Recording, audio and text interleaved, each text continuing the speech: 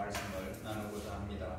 학계 선지자는 약 4개월 동안 백성들로 하여금 제2성전을 재건축하도록 그렇게 격려하기 위해서 예언적 설교의 그런 사역자로서 하나님 앞에 서임을 받은 선지자입니다. 그 당시 백성들은 낙심한 상태에 있었습니다.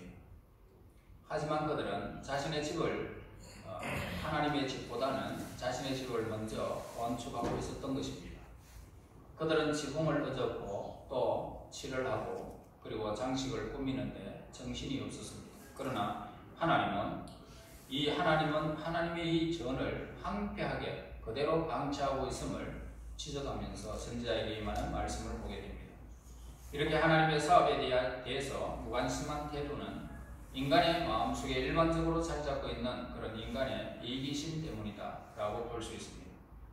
바로 이러한 이기심은 사람들로 하여금 자신들의 문제에만 적극적으로 관심을 갖는 그런 일이고 자신들의 유익을 도모하는 유일한 방도라는 그런 착각 아래 자기의 삶을 위하여 땀을 흘리는 것입니다. 따라서 이러한 이기심은 우리 인간들로 하여금 인간의 첫 번째 관심 하나님을 영화롭게 하는 것이라는 위대한 진리에 이르지 못하게 하는 걸림돌이 바로 이기심 때문입니다. 이와 같이 하나님께 속하는 것들에 대한 이 무관심, 그러한 정신을 소유하고 있는 한 개인 혹은 공동체에 엄청난 비극을 가져온다는 사실을 본문에서 우리에게 기록을 하고 있습니다. 누구도 배부르지 않고 뭘 해도 안 된다는 겁니다. 반대로 하나님께 대한 열심과 하나님께 속한 이 신령한 것들에 대한 사랑을 가졌던 그런 사람들이 하나님으로부터 무시되거나 혹은 존귀 여김을 받았던 것을 보게 됩니다. 자, 그 종류에 어떻게 하든지 간에 인간의 영혼을 복되게 하려는 모든 노력, 이 노력은 우리들에게 피할 수 없는 의무입니다. 만일 우리가 하나님의 사업을 방해한다고 여겨지는 모든 요인들이 완전히 제거될 때까지 기다린다면 우리는 마치 강을 건너기 위하여 그 강물을 완전히 말라서 강바닥에 드러날 때까지 기다리는 어리석은 바보와 같은 것입니다. 보통 하나님의 사업에 대해서 반대하는 세 종류의 사람을 발견하게 되는데 우선 세속적인 사람은 하나님의 일을 하려는 모든 시도에 대해서 광적이라고 할 만큼 온갖 열심을 내어 반발하게 됩니다. 그래서 하나님의 일이 우선권이 아니고 눈에 보이는 것만 우선으로 삼는 사람들이 많습니다. 그리고 이기적인 사람들은 그 작은 소견으로 인해서 진정으로 큰 것이 무엇인지를 파악하지 못합니다. 그러니까 작은 것을 소비해도 그걸 통해서 우리가 많은 것을 얻게 된다는 것을 못 본다는 겁니다. 이기심이 있는 사람들은. 이에 따라서 목적의 이익에만 매달리는 거죠. 그리고 선하고 지적인 사람들이 있는데 이들 또한 때때로 특별한 사업에 대한 자신들의 편견 때문에 괴로워하기도 합니다.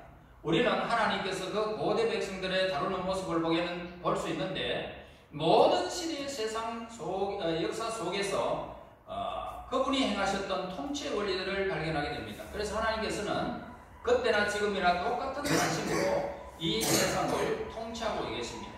그러니까 태초에 하나님이 천지를 창조하신 다음에 인간에게 모든 역사가 시작되었던 이 역사 시점에서 그리고 마지막까지 하나님은 똑같은 방법으로 이 세상을 통치하고 있단 말입니다. 또한 하나님께서는 그때나 지금이나 똑같은 인간 사이에 늘 개입하고 계신다는 사실을 우리는 잊지 말아야 됩니다.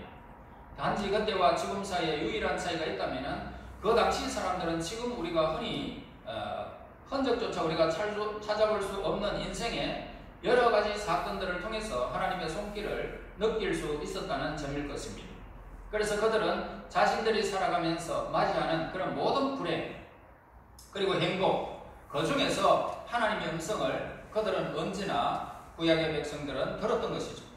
하나님께서는 여전히 우리가 당하는 인생의 모든 사건들을 통하여 하나님은 자연어로 통해서 하나님 말씀을 통해서 우리에게 늘 말씀하고 계십니다. 그래서 우리는 하나님께서 그렇게 하고 계신다는 것을 설명해 줄 많은 철학적 조건들을 제시할 수도 있습니다. 그러나 누가 과연 하나님의 음성을 실제로 듣고 있느냐라고 하는 이 질문에는 그렇지 않다라고 하겠죠. 하나님의 통치에 대한 인간의 끊임없는 거역은 오늘날 전반적으로 나타나고 있는 그런 슬픈 현상이 아닐 수가 없습니다. 선지자는 오직 자신들의 평안만을 염려하면서 하나님의 성전 재건에는 게으름을 피운 이기적인 태도 때문에 가난해졌고 재해를 당했는데 재해를 막을 길이 없습니다.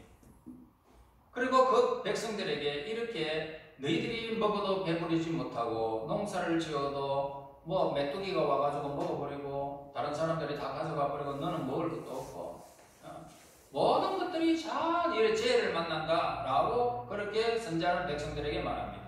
그래서 그 선지자가 기본적으로 말하고 있는 원리는 하나님의 율법이나 요구를 거부하면서 이 세상이나 심지어 저 세상에도 결코 선한 결과를 맞이하지 못한다. 그러면서 그들에게 지금 경고의 말씀을 하고 있습니다. 그래서 우리는 하나님께서 이 성전과 관련하여 주신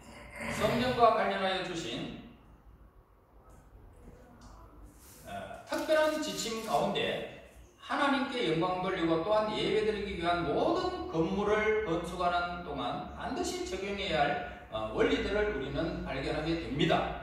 자, 설명하자면은 우리가 살고 있는 이 개인적인 그런 집이죠. 살고 있는 우리 집, 가옥이나 공공 건물들을 사치스럽게 꾸미는데 많은 재물을 허비하면서도 여호와 하나님은 우리의 곡물 창고나 외양간과 그에 비슷한 수준의 집에 그냥 머물도록 해서는 안 된다는 거죠.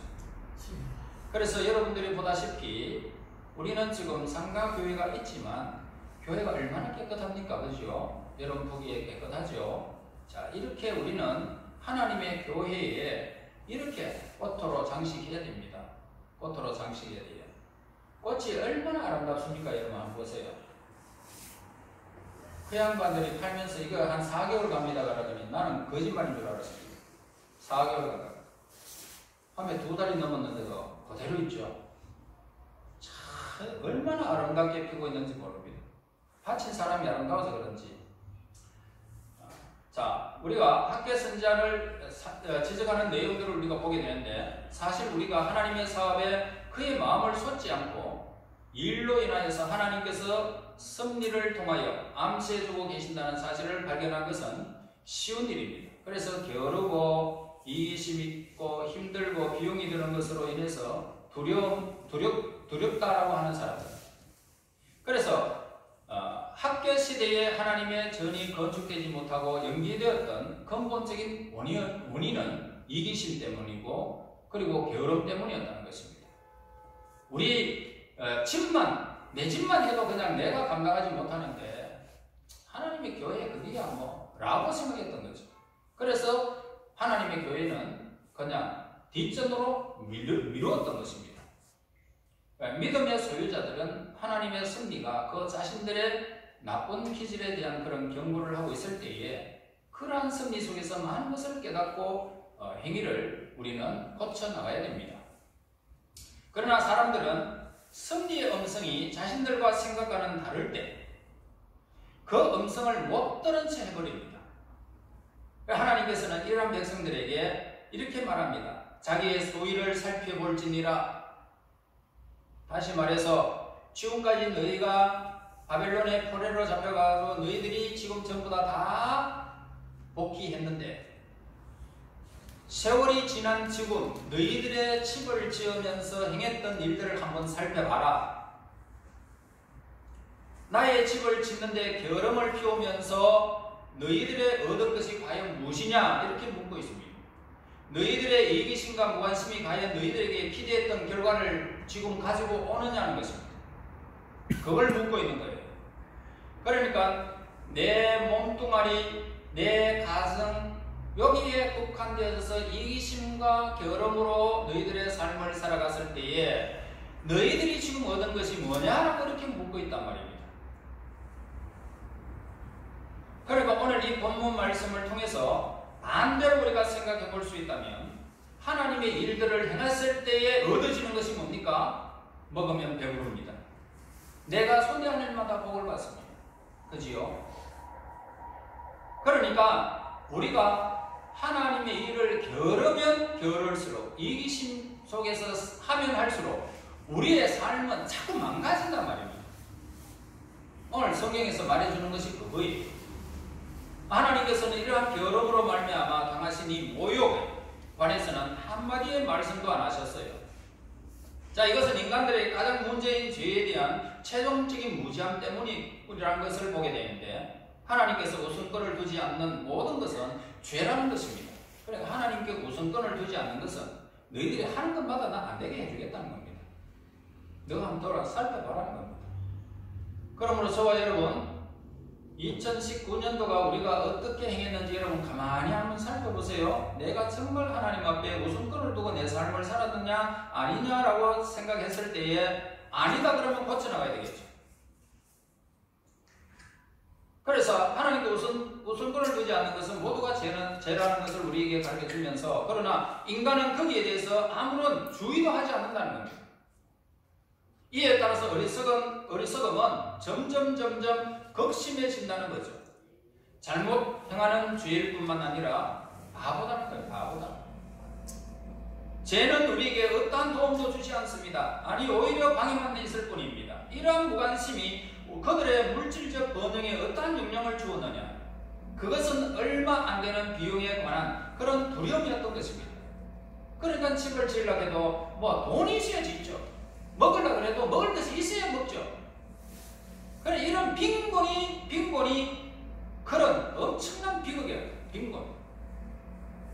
그래서 이렇게 하나님의 교회를 무관심하고 하나님의 나라를 위해서 무관심하게 생활한다면 오늘 우리는 비극의 주인공이 된다는 사실을 우리에게 가르쳐줍니다. 그래서 그들은 인식하여 성전 재건을 위해서 한 푼도 내지 않았다는 겁니다. 또한 그것은 그들의 극단적인 이기심을 드러내주는데, 재앙이 닥쳐오면 과연 누가 이기심이 가득한 사람을 의지하겠느냐는 거죠. 이기심의 소유자는 이 세상에서 살면서 아무런 누구에게도 도움을 받지 못합니다. 하나님께서는 그들이 수고로이 일하여도 소득을 얻지 못하게 할 것이다 라고 말씀하셨습니다. 하나님께서는 그들의 소유해온, 그리고 그들이 즐겨 사용하고 있는 그 모든 능력들을 다 그냥 그다가겠다는 것입니다. 뿐만 아니라 그들의 소유할 수 있기 위하여 보낸 기간보다 더 급속히 그들의 재물을 빼앗아갔던 것입니다. 그들이 하나님을 거절함으로써 그들이 무엇을 얻었을까? 하나님께 복을 내리지 않는다는, 하나님께서 저와 여러분들에게 복을 내려주지 않는다면 과연 우리가 번영할 수 있고 우리가 새로운 모든 일들을 할 수 있느냐? 아니다. 하나님께서 복을 내려주시면 우리는 다 막혀버립니다. 그래서 하나님이 내리시는 이 징벌을 우리가 무슨 힘으로 막을 수 있으며, 복을 내릴 자에게 복을 내리면 누가 그 복을 막을 수 있고, 거두가면 누가 막을 수 있고, 무슨 징벌을 우리가 어떻게 막을 수 있습니까? 하나님으로부터 막을 수가 없는 거예요. 그래서 6절에 말하면 너희가 많이 뿌릴지라도 수확이 적으며 먹을지라도 배부르지 못하며 마실지라도 흡족하지 못하며 입어도 따뜻하지 못하며 일꾼이 삭슬 받아도 그것이 구멍 뚫어진 전대에 넣음이 되느니라. 그러니까 구멍 떨어진 전대는 뭡니까? 과소비라는 겁니다. 과소비. 우리는 소득보다 더 많은 돈을 사용하는 것을 뭡니까? 과소비다 그러죠. 우리는 우리가 감당할 수 있는 수준이 얼마만큼인지 알고 있어야 됩니다. 만일 우리가 적극적인 지출을 즐긴다면 카드를 요새 마음대로 사용하죠. 그러나 이거 내가 딜을 재지도 아니하고 그냥 사용한다면 얼마 가지 못해서 빈곤을 면치 못한다는 겁니다. 가소비라는 단어의 어원을 추적해 보면 우리가 마땅히 가야 할 길을 벗어나서 방황한다는 그런 뜻입니다. 한편으로는 우리의 처지와 형편에 합당하게 살면서도 또 한편으로는 지출을 과도하게 하는 경우를 말하고 있습니다. 그래 지출이 계속되면 언젠가는 가난하게 될 것은 뻔한 거죠. 우리가 이러한 어려움을 극복할 수 있는 방법은 많이 벌고 조금 쓰는 거잖아요. 그런데 오늘 하나님으로부터 내 삶이 온전히 채워지지 아니하면 우리는 이기심 속에서 빠져가지고 나만을 위해서 지출해버리는 거예요. 그 다음에 두 번째 낭비가 구멍 뚫어진 전대입니다. 이것은 비록 과소비와 어떤 면에서 유사하지만 좀 다른 면에 있습니다. 왜냐하면 과소비는 불필요한 곳에 쓰이는 지출을 의미하지만 낭비는 뭡니까? 낭비는 필요한 곳에 쓰이는 지출일 수도 있겠지만은 그런데 이 낭비로 잘못을 이루게 된다는 겁니다. 낭비로 잘못을 이루게 된다. 나는 내가 가는 곳 어디에서나 낭비에 대한 일이 현실에서 나타나게 됨을 저는 늘 보게 됩니다. 그럼 뭡니까? 하지 말아야 할 걸 하는 거예요. 있는데 또 하는 거예요. 그러면서 후회한다는 겁니다. 그러니까 어떨 때는 연료를 조금만 해도 되는데 더 많이 소비해버리고 식품도 있는데 또 사면은 있는 거 먹다가 보면은 또 썩어 자빠져 버리고 그러니까 이 식품의 낭비도 되고 돈의 낭비도 되고 수많은 낭비들이 우리에게 있다는 겁니다. 예수님은 수천 명에게 빵을 먹이셨습니다. 그 다음에 남은 조각을 다 거두라고 하셨어요. 다시 말해서 예수님이 뭐 때문에 거두라 했을까요? 지출을 경계했다는 겁니다. 지출, 낭비 이런 걸 다 이렇게 경계하셨다는 겁니다. 어렵고 힘든 시절에 금금절약하게 되면 본인과 자손에게 큰 이익이 가면 갈수록 더하여질 것입니다. 그 다음에 가소비와 낭비 통제에 따라서 모방하고 무절제가 뭉떨어진 전대라는 겁니다. 자, 이것은 바로 앞에서 살펴본 다른 두 가지의 특성들을 이렇게 나누어 가지고 있는데 무절제는 가소비 그리고 낭비의 요소를 모두 포함하고 있는 것뿐만 아니라 자기 중심적이면서 또한 자기에게 결국 해가 되는 소비 방식을 말합니다. 썼는데 돈을 내가 허비했는데 내가 썼는데 내가 어떻게 해요? 해를 입는다는 겁니다. 만일 우리가 지금 우리에게 사용되고 있는 익숙한 삶에 대해서 세심하게 간섭을 기울인다면 우리는 우리의 국가 경제에 있어서 과연 무엇이 구멍뚫어진 전대인지 알 수 있을 것입니다. 그러니까 온 나라 사람들을 무엇으로요? 술을 소비하는데 돈이 엄청나게 들어갑니다. 담배를 사는데 엄청나게 들어갑니다. 그러니까 이런 거는 자꾸 소비하면 소비할수록 나에게 배가 돌아온다.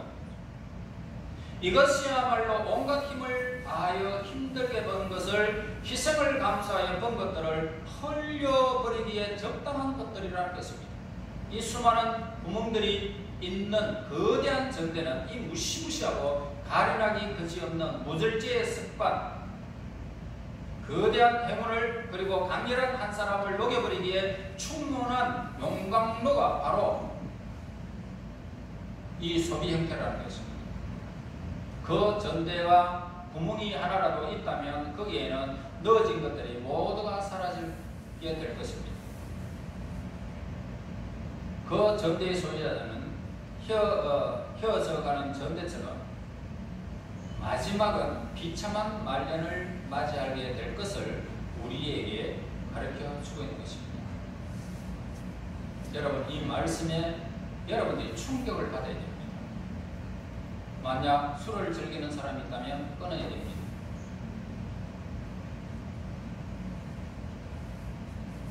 오락을 즐기든지 담배를 즐기든지 비참한 내일의 주인공이 안 되려면 우리는 결단해야 된다. 우리 2020년도 새로운 결단으로 우리는 출발해야 할 것입니다.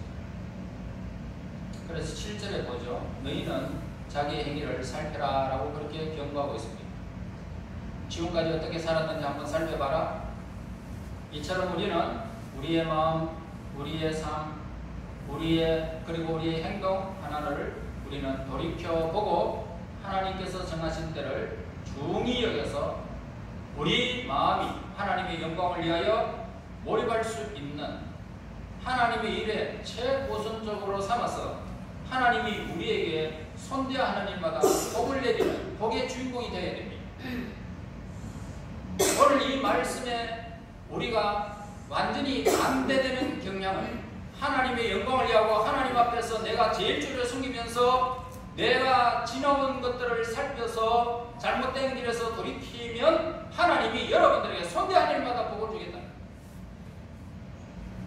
자, 이런 주인공이 될지언정 어리석음에 빠지고 무지에 빠지고 잊어버리는 그런 일에 우리가 빠져서 안 된다.